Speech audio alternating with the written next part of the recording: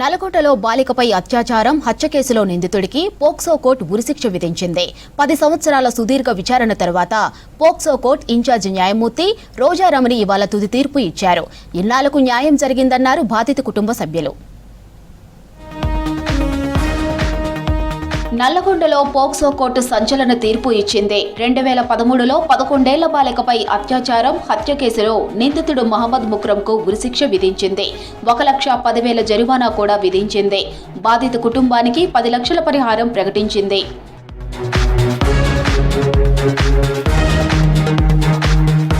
2013 April 28న Nalgonda 1 town police station పరిధిలో 11 ఏళ్ల బాలికపై అత్యాచారం చేసి హత్య చేశాడు నిందితుడు. బాలిక ఇంట్లో ఒంటరిగా ఉన్నప్పుడు అత్యాచారానికి పాల్పడ్డాడు. ఆ తర్వాత ఆమెను హత్య చేసి మృతదేహాన్ని నాలాలో పడేశాడు.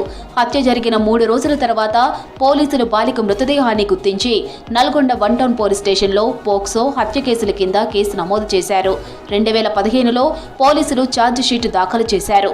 వాదనలు వాయిదాల తర్వాత ఇవాళ కోర్టు నిందితుడికి ఉరిశిక్షతో పాటు 1.10 లక్షల జరిమానా విధించింది. ఈ తీర్పుపై బాలిక కుటుంబ సభ్యులు హర్షం వ్యక్తం చేశారు. తమ కూతురికి ఇన్నాళ్లకు న్యాయం జరిగిందని చెప్పారు.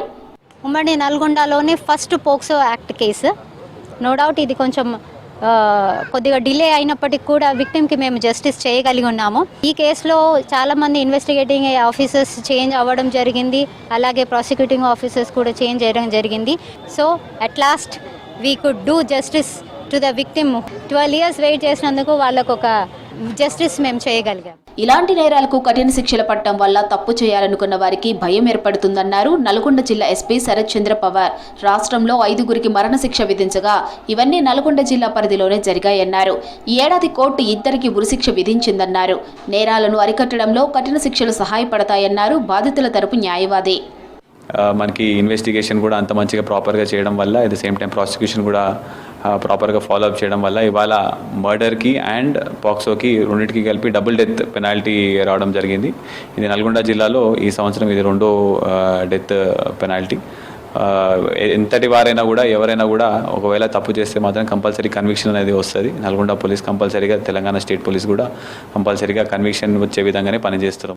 కోర్టుకు సరైన ఆధారాలను అందించిన పోలీస్ అధికారులను అభినందించారు నల్గొండ జిల్లా ఎస్పీ శరత్ చంద్ర పవార్.